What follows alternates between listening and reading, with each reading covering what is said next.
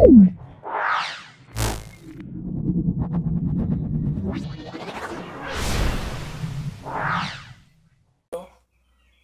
High school, খুব ভালো করে দেখো। এসটিপিতে 1 লিটার গ্যাসের আণবিক ভর, এসটিপিতে 1 লিটার গ্যাসের আণবিক ভর, এসটিপিতে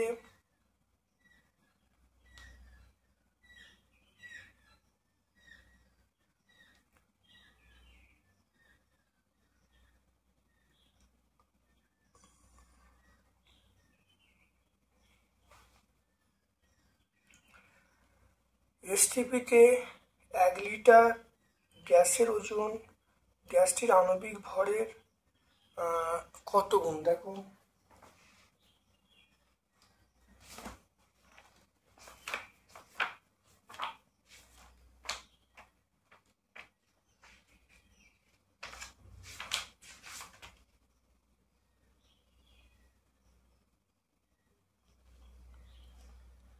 দেখে নাও,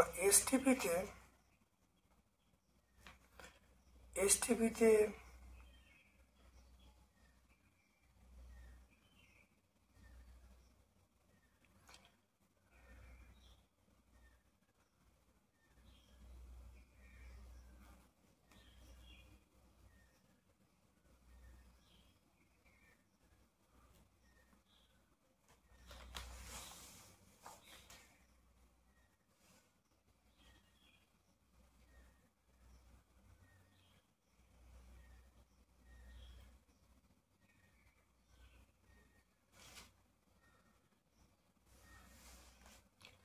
দেখে নাও, সম্পর্ক একটা আছে।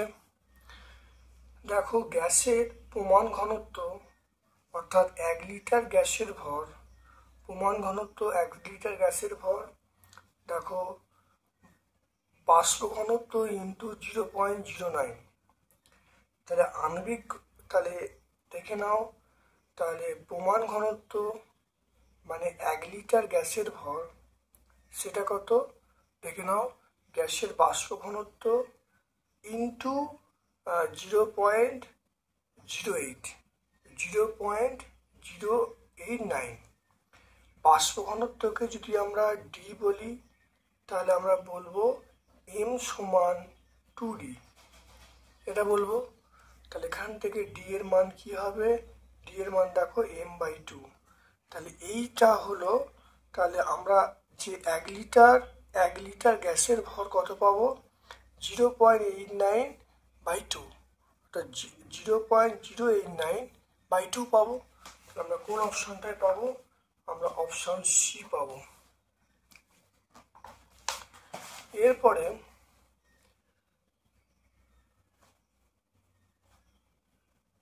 এরপরে চলে এসো তাপীয় রোধাঙ্কের মাত্রিয় সংকেত।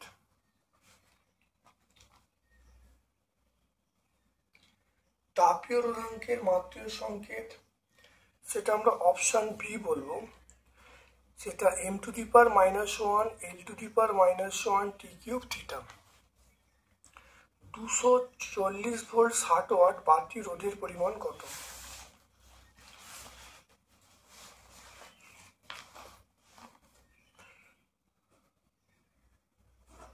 তাহলে আর সমান আমরা বলবো v²/p। ভি মানে 240, তার স্কোয়ার বাই পি, পি মানে আমরা বলবো 60। তাহলে আর এর মান পেয়ে যাব 240 ইন্টু 240/60। এটা কাটাকুটি করলে দেখো 4 হবে। তাহলে আর এর মান পেয়ে যাব দেখো 960 ওহম।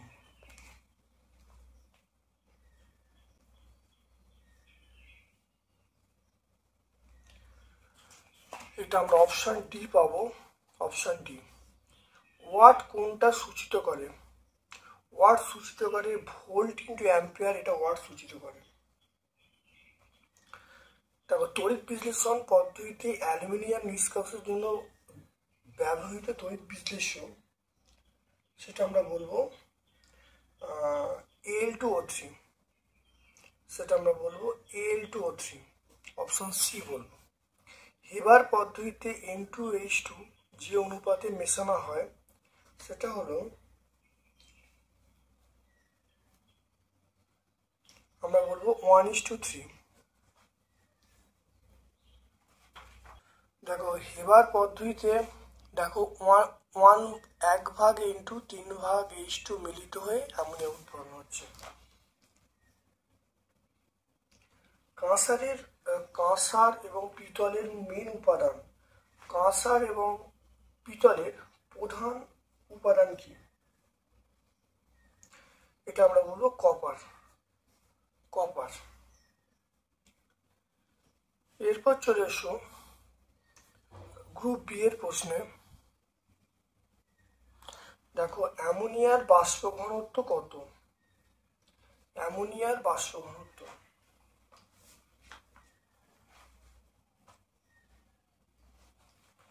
দেখে নাও। তাহলে NH3 মানে N এর মান 14, এটা 1/3, এটা আমরা গ্রাম পাবো, তাহলে এটা হলো 17 গ্রাম। তাহলে M এর মান আমরা পেয়ে গেলাম 17 গ্রাম, আর আমরা জানি M সমান 2D, তাই D এর মান দেখো পাবো 17/2। 17/2 করলে যেটা আসবে 8.5। দেখো এটা আমরা বলবো M এর মান মানে আণবিক ভর। তাহলে M সমান 2D, তাহলে D এর মান কি হবে M/2। তাহলে এটাই আমরা বলবো বাষ্প ঘনত্ব। D মানে আমরা বলবো বাষ্প ঘনত্ব। বাষ্প ঘনত্ব সমান 8.5।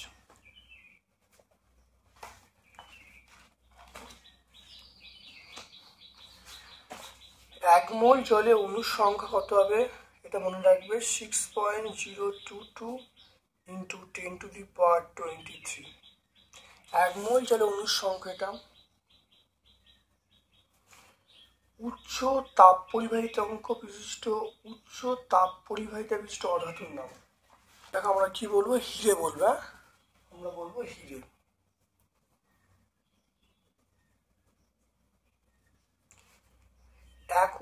দেখে নাও, একই আকৃতি বিশিষ্ট দুটো পরিবাহী তাপ পরিবাহিতাঙ্ক বলা আছে, তাপীয় রোধ কি হবে?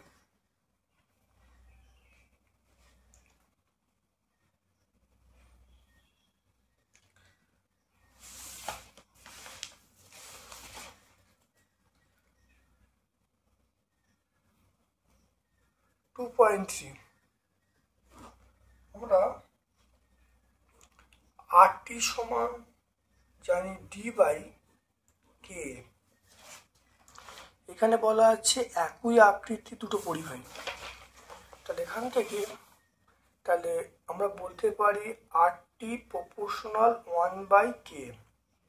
K মানে তাপ পরিবাহিতাঙ্ক, RT মানে তাপীয় রোধ। তাহলে RT1 proportional 1/K1, RT2 proportional 1/K2। তাহলে এখান থেকে দেখো RT1/RT2 এটা করলে কত হবে? এখানে তো উল্টে যাবে, তাহলে K2/K1। কোশ্চেনে চলে এসো, বলা আছে তাপ পরিবাহিতাঙ্ক বলা আছে, তাহলে তাপীয় রোধ কত হবে? তাপ পরিবাহিতাঙ্ক K1/K2 যেটা বলা আছে সেটা 1/2। এখান থেকে K2/K1 আমরা বলবো 2/1, তাহলে এটা 2/1। তাই যদি হয় তাহলে RT1:RT2 সমান 2:1। তাহলে কত হবে? অ্যান্সার হবে 2:1।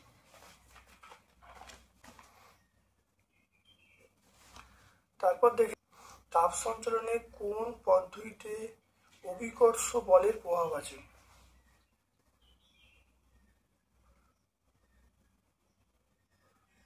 তাহলে তিনটে পদ্ধতি, পরিবহন, পরিচলন, বিকিরণ। তাহলে যার প্রভাব আছে সেটা আমরা বলবো পরিচলন।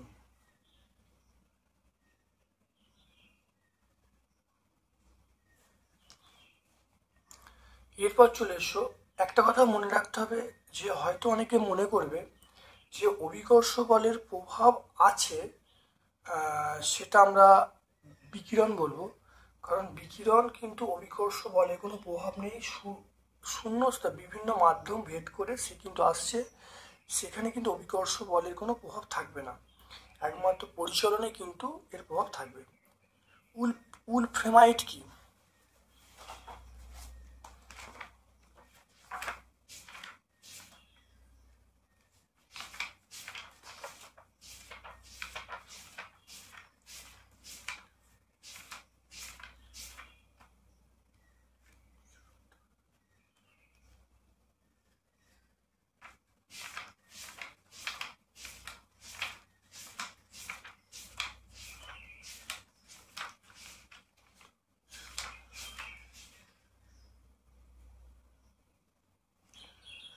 তাহলে উলফ্রেমাইট একটা সংকর ধাতু, টাংস্টেন লোহা ম্যাঙ্গানিজের তৈরি।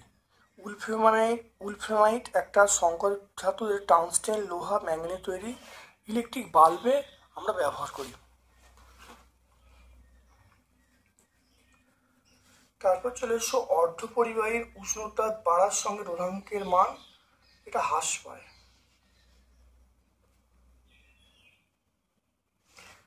উষ্ণতার পার্থক্য কাজে লাগিয়ে যে শক্তি উৎপন্ন করা হয়, উষ্ণতার পার্থক্য কাজে লাগিয়ে তড়িৎ শক্তি উৎপাদন করা হয় এমন একটি তড়িৎচালক বলের উৎসের নাম কি? এই যন্ত্রটার নাম বলবো ইলেকট্রন গান। আমরা বলবো ইলেকট্রন গান।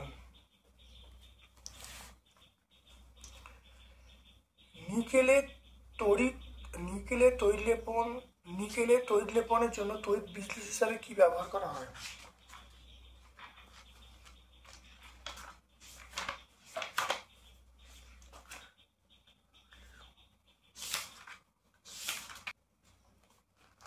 দেখো, নিকেলের প্রলেপ দিতে হলে আমরা দেখো তড়িৎ বিশ্লেষক হিসাবে আমরা বোরিক অ্যাসিড মিশ্রিত নিকেল সালফেট ব্যবহার করব। দেখতে পাচ্ছ, বোরিক অ্যাসিড মিশ্রিত নিকেল সালফেট ব্যবহার করব।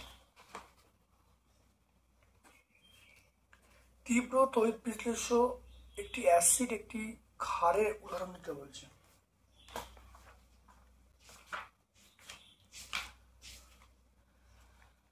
দেখে নাও, অ্যাসিড বললে আমরা HCl বলবো, আর ক্ষার বললে আমরা এখানে দেখো বলবো NaOH বলবো। দেখতে পাচ্ছ, অ্যাসিড বললে আমরা দেখো HCl, আর ক্ষার বললে NaOH বলবো।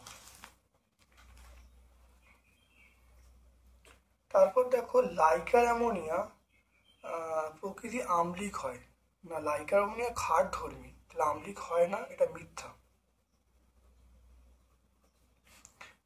জার্মান সিলভার কোন কোন উপাদানের সংকর ধাতু?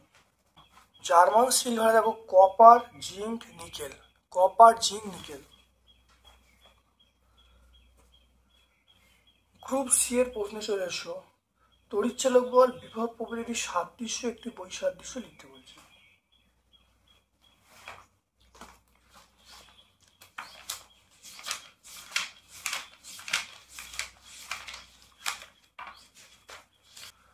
তড়িৎচালক বল এবং বিভব প্রভৃতির দেখো এগুলো সংজ্ঞা, এটা সংজ্ঞা থেকে একটা পার্থক্য বলা যায়।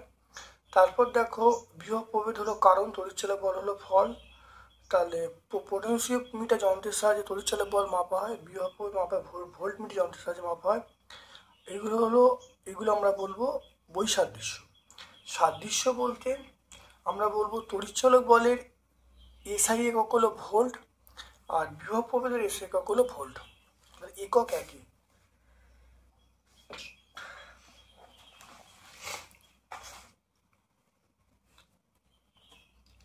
এরপর চলে এসো, শক্তির নিত্যতার সূত্র হিসাবে লেঞ্জের সূত্রটা লিখতে বলছি।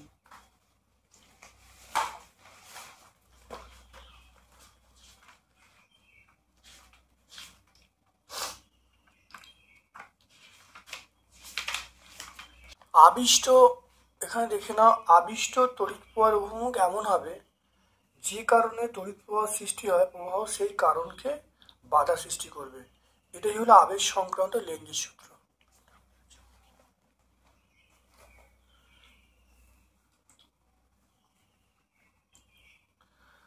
তারপর চলে এসো থার্মিট মিশ্রণ কি? থার্মিট পদ্ধতিতে বিজারক হিসাবে কি ব্যবহার করা হয়?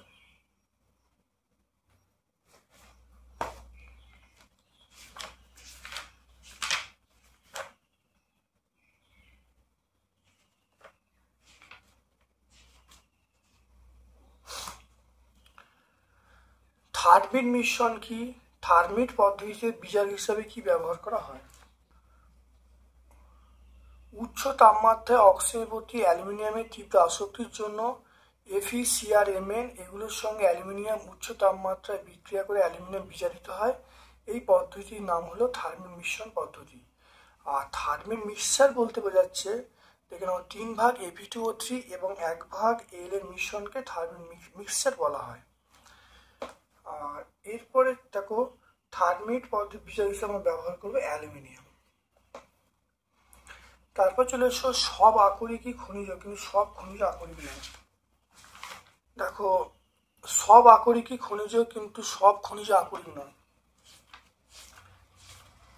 সব খনিজ আকরিক, কিন্তু সব আকরিকই খনিজ, কিন্তু সব খনিজ আকরিক নয়। করতে পারি, দেখে নাও, এখান থেকে আমরা বলতে পারি, দেখো অ্যালুমিনিয়াম, দেখে নাও, বক্সাইট থেকে সহজে কম খরচে অ্যালুমিনিয়াম পাওয়া যায়, কিন্তু চায়না ক্লেতে যথেষ্ট অ্যালুমিনিয়াম থাকলেও অ্যালুমিনিয়াম নিষ্কাশন করা ব্যয়বহুল। তাই বক্সাইট হলো অ্যালুমিনিয়ামের আকরিক, চায়না ক্লে নয়। কিন্তু এই জন্য হিমাটাইট আমরা আয়রনের আকরিক হলো, কিন্তু আয়রন পাইরাইটিস নয়। তাহলে আমরা বলতে পারি সব আকরিক খনিজ, কিন্তু সব খনিজ আকরিক নয়।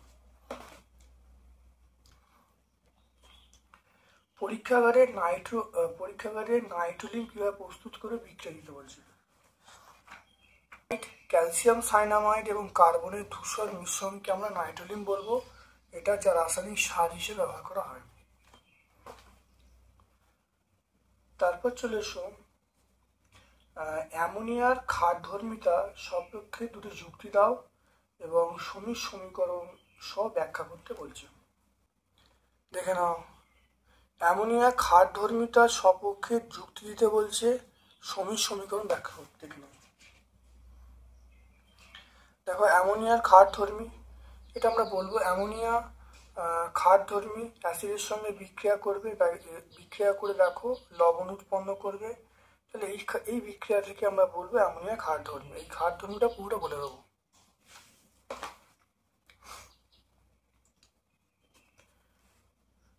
এরপর চলে এসো গ্রুপ ডি এর প্রশ্নে। 20 গ্রাম ভরের কঠিন যৌগ একে উত্তপ্ত করে 9 গ্রাম ভরের একটি যৌগ বি উৎপন্ন হলো, বর্ণহীন গ্যাস সি উৎপন্ন হলো। উৎপন্ন গ্যাসটি এসটিপিতে আয়তন 5.6 লিটার। সি এর মোলার ভর কত? 2 নম্বর স্কুল দেখা নাও। 2 নম্বর স্কুল বেলদা প্রভাতী বালিকা বিদ্যাপীঠ। দেখো আমরা গ্রুপ ডি এর 4-এর একেরটা আমরা সলভ করেছি। অবশ্যই তোমরা 2 নম্বর স্কুলটা দেখে নেবে। তার 4-এর দাগের একের দেখো প্রশ্নটা একই আছে, উত্তর অবশ্যই সলভ করা আছে। আমি তোমাদের বলবো খুব ভালো করে দেখে নাও।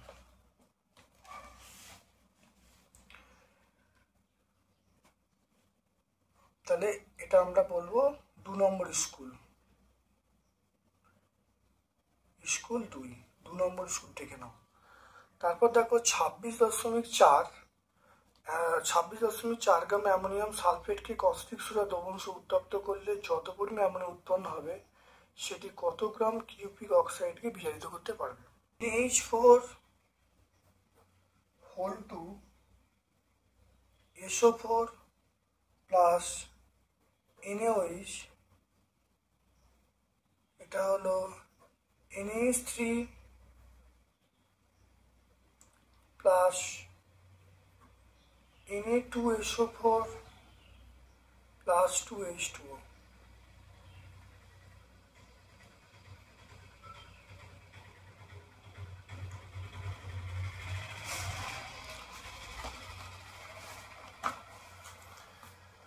দেখে নাও NH4 হোল টু এর ওপর প্লাস 2 NaOH সমান NH3 প্লাস Na2 এর ওপর প্লাস H2O। এখান থেকে দেখে নাও অ্যামোনিয়াম সালফেট 14 প্লাস 1 ইন্টু 4, এটা 2, এস মানে 32 আর অক্সিজেন মানে 16 ইন্টু 4। এটা করলে যেটা আসবে, এটা করলে আসবে 132 গ্রাম। 132 গ্রাম। অ্যামোনিয়া দেখো 2 ইন্টু এটা 14, 3 ইন্টু 1, তাহলে আমরা বলবো 34 গ্রাম।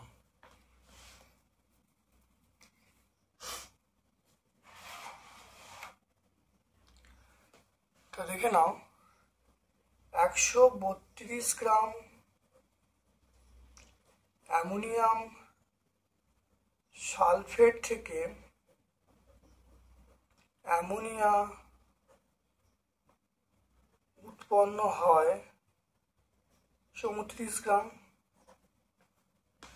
এখানে দেখো 1 গ্রাম থেকে অ্যামোনিয়া উৎপন্ন হয়, এটা বলবো 34/132 গ্রাম। আর যেটা বলা আছে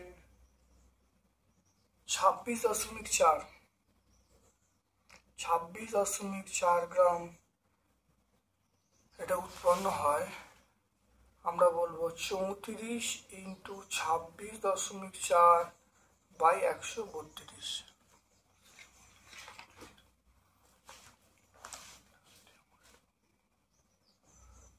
তাহলে 34 ইন্টু এইটা বাই 132 ইন্টু 10, এটা কাটাকাটি করলে দেখো 2 হবে, এটা 2 হবে। তাহলে আমরা বলবো 68/10, 68/10 মানে 6.8 গ্রাম। 132 গ্রাম অ্যামোনিয়াম সালফেট থেকে অ্যামোনিয়া উৎপন্ন 34, একে কত আর 26.4 কত করলে দেখো পাচ্ছি 68.10 মানে 6.8 গ্রাম। এবার দেখো CuO প্লাস NaH3 সমান আমরা বলবো Cu plus N2 plus H2। এখানে 3 হবে, এটা 2 হবে, এখানে 3 হবে, এখানে 3 হবে।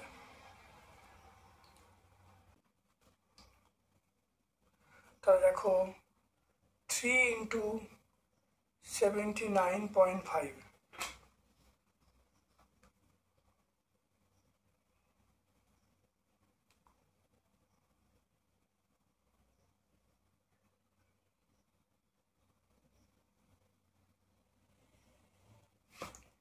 এটা করলে যেটা আসবে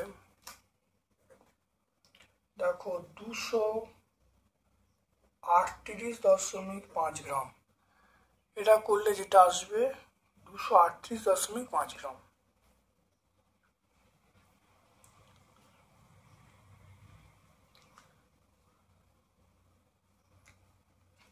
তাহলে কোশ্চেনটায় কি বলা ছিল? কোশ্চেনটায় বলা ছিল যত অ্যামোনিয়া উৎপন্ন হবে সেটি কত গ্রাম কিউপ্রিক অক্সাইডকে বিজারিত করবে। এখানে দেখো অ্যামোনিয়ার পরিমাণ, এই অ্যামোনিয়াটাই 6.8 গ্রাম, এখানে এটা 6.8 গ্রাম। তাহলে দেখে নাও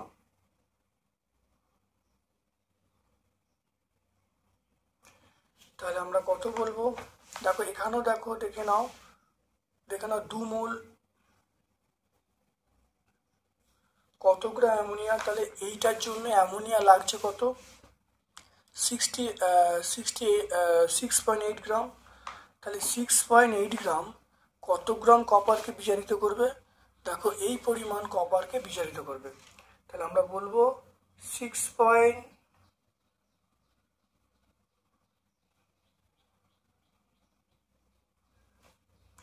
দেখে নাও তাহলে আমরা এখান থেকে দেখে নাও, তাহলে আমরা বলবো 2 2 ইন্টু এটা 2 ইন্টু 17 মানে 34 গ্রাম। 2 ইন্টু 17 মানে 34 গ্রাম। তাহলে 34 গ্রাম অ্যামোনিয়া বিজারিত করে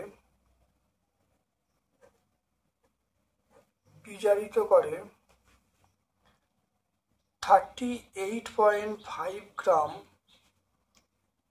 সিইউকে। 34 গ্রাম অ্যামোনিয়া বিজারিত করে 38.5 গ্রাম সিইউকে।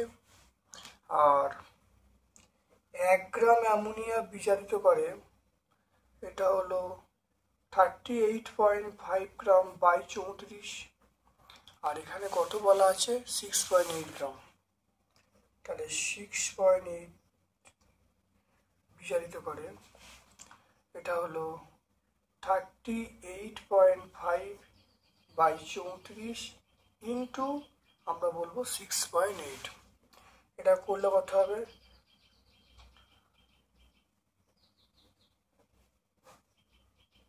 34 ইন্টু 10, এটা করে দেবো। এটা কাটাকুটি করলে কত হবে? এটা 2 হবে।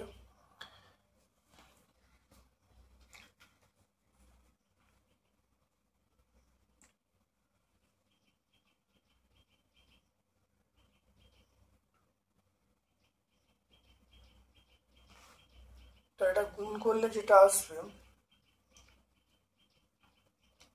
এটা 447 বাই 10, তাহলে 47.7 গ্রাম। দেখে নাও, তাহলে অ্যামোনিয়া উৎপন্ন হয়েছে এটা। তাহলে এখানে 34 গ্রাম অ্যামোনিয়া বিজারিত করে, দেখে নাও কত। এটা হলো দেখো 338.5 গ্রাম সিইউকে একে কত। আর এখানে দেখো 6.8 বার করেছি, বার করে দেখো উত্তর চলে আসছে 47.7 গ্রাম।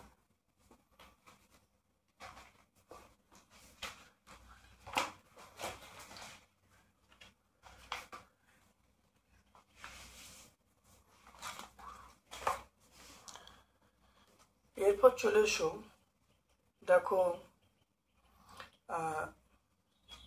তাপীয় রোধ এবং তড়িৎ রোধের মধ্যে দুটো পার্থক্য লিখতে বলছে। তামার তাপ পরিবাহিতাঙ্কটা বলতে কি বোঝো? তাপীয় রোধ এবং তড়িৎ রোধের মধ্যে পার্থক্য দেখে নাও, এখানে দুটো পার্থক্য বলে দেবে। এরপর দেখে নাও তামার তাপ পরিবাহিতাঙ্ক 0.92 সিজিএস একক বলতে কি বোঝো?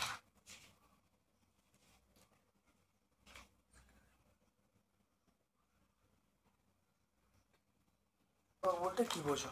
এখান থেকে দেখো সংজ্ঞা চলে আসবে।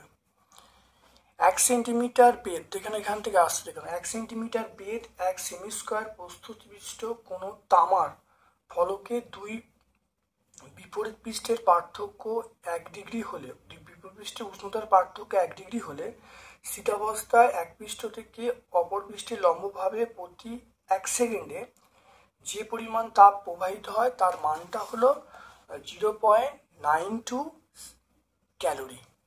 বুঝতে পারলে?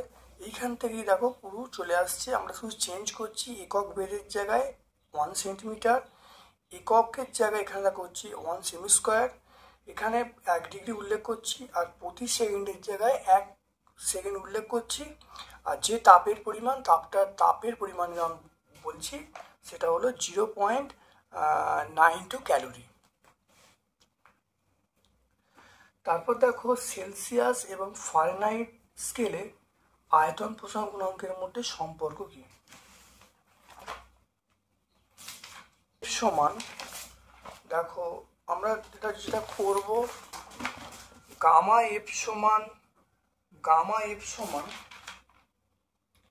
আমরা বলবো 5/9 গামা সি। তাহলে গামা এফ সমান 5/9 গামা সি।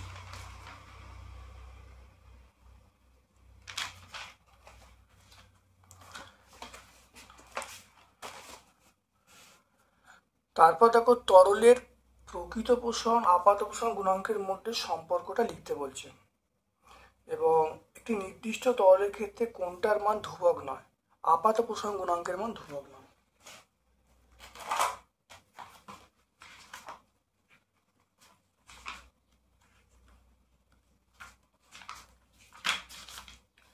দেখে নাও, গামা আর সমান গামা এ প্লাস গামা জি। গামা আর মানে প্রকৃত পোষণ গুণাঙ্ক, এটা হলো আপাত পোষণ গুণাঙ্ক, এটা পাত্রের পোষণ গুণাঙ্ক। তাহলে প্রকৃত পোষণ গুণাঙ্ক সমান আপাত পোষণ গুণাঙ্ক প্লাস পাত্রের পোষণ গুণাঙ্ক।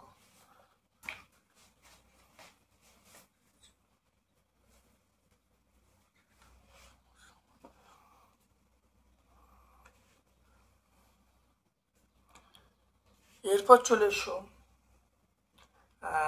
আর্থিং ব্যবস্থার সুফল সংক্ষেপে ব্যাখ্যা করতে বলছে। আর্থিং ব্যবস্থার সুফল, এই সুফল আমরা দেখো এখানে বিভিন্ন পয়েন্ট আছে, দেখো 3টে পয়েন্ট আছে, তোমরা 3টে পয়েন্ট উল্লেখ করে দেবো আর্থিংয়ের সুফল। তারপরে চলে এসো, দেখো নিউট্রাল তারের বর্ণ আন্তর্জাতিক নিয়ম অনুসারে।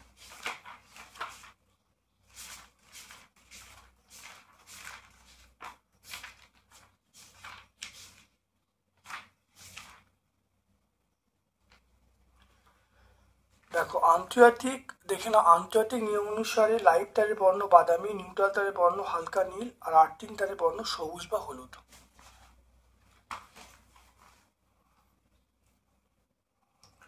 এরপরে চলে এসো চারের এরটা প্রান্তীয় বিভব প্রভেদ অভিন্ন, দুটো পরিবাহীর প্রান্তীয় বিভব প্রভেদ অভিন্ন।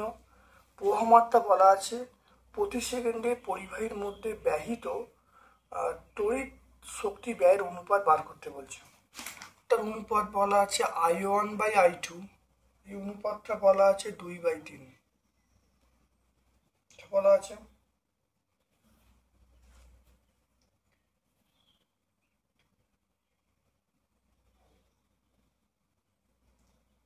তড়িৎ শক্তি ব্যয় মানে আমরা ক্ষমতা বলবো, কি চাইছে, তড়িৎ শক্তি ব্যয়ের অনুপাত। প্রবাহমাত্রা বলা আছে আমার বিভব প্রভেদ অভিন্ন, প্রতি সেকেন্ডে পরিবাহী তড়িৎ শক্তির অনুপাত।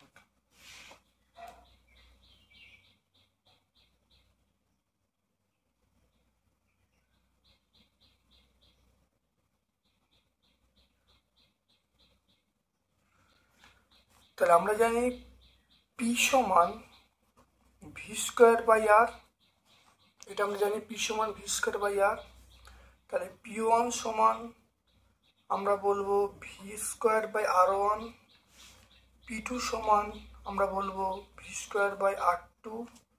তাহলে এখানে P1/P2 করলে দেখো, দেখে নাও, তাহলে v/r1² v²/r1² v²/r2 তাহলে এখানে v²/r1 v²/r2।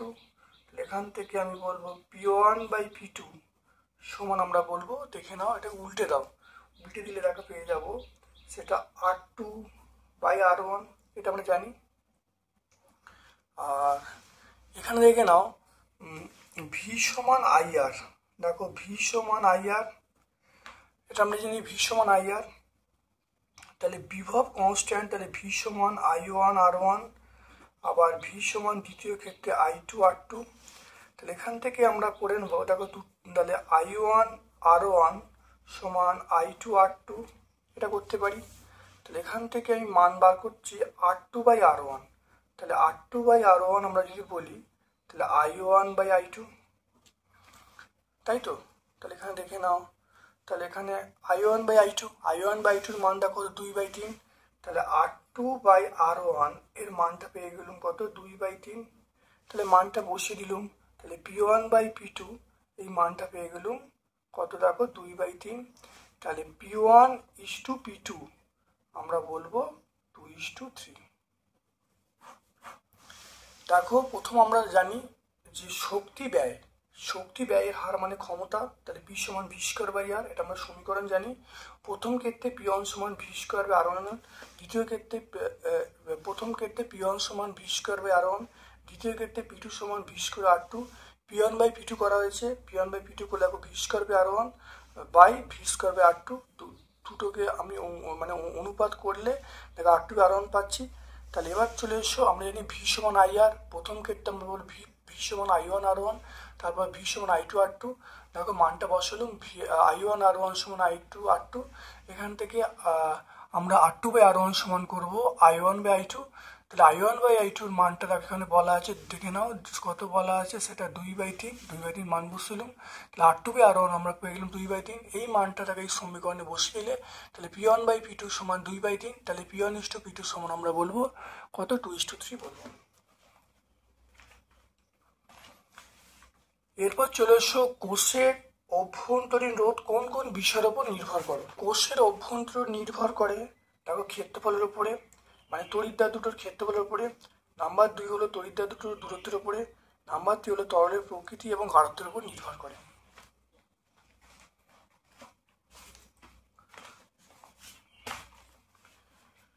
দেখে নাও, তারপর দেখো এসি ডায়নামো চিত্র অঙ্কন করতে বলছে, ডিসি অপেক্ষা এসি সুবিধা কেন।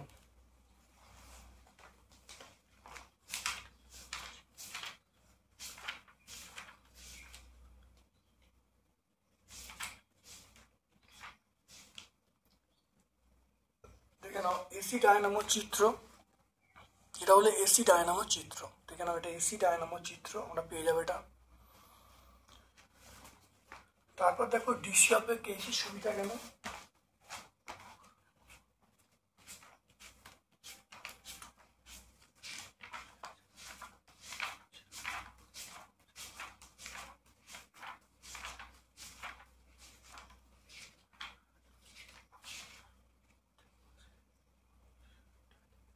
হলো এসি সরবরাহ বন্টনের শক্তি কম হয়, এসি উৎপাদন খরচ ডিসি অপেক্ষা কম হয়, আর ট্রান্সফরমারের সাহায্যে ভোল্টেজকে কমানো বাড়ানো যায়, আর উচ্চ কম্পাঙ্কের এসি বহুদূর পর্যন্ত সঞ্চালিত করা যায়।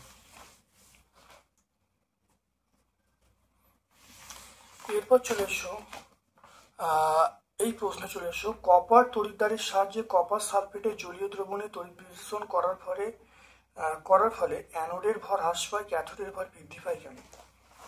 আমরা এই ব্যাখ্যাটা বলে দেবো, এই ব্যাখ্যাটাকে পরিষ্কার বলে দেবো কি কারণে বৃদ্ধি পাচ্ছে, ব্যাখ্যাটা বলে দিলে উত্তর চলে আসবে।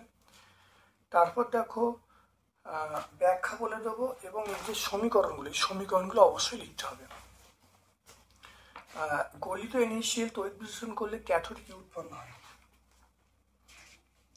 গলিত এনএসিএল তড়িৎ বিশ্লেষণ করলে দেখো ক্যাথোডে দেখো উৎপন্ন হয় এনে ধাতু, দেখতে পাচ্ছ এনে ধাতু উৎপন্ন হয় ক্যাথোডে এনে ধাতু উৎপন্ন হয়। তারপর দেখে নাও 4.6, স্পর্শ পদ্ধতিতে সালফিউরিক অ্যাসিড প্রস্তুতির শর্ত সহ সমীকরণ লিখতে বলছি।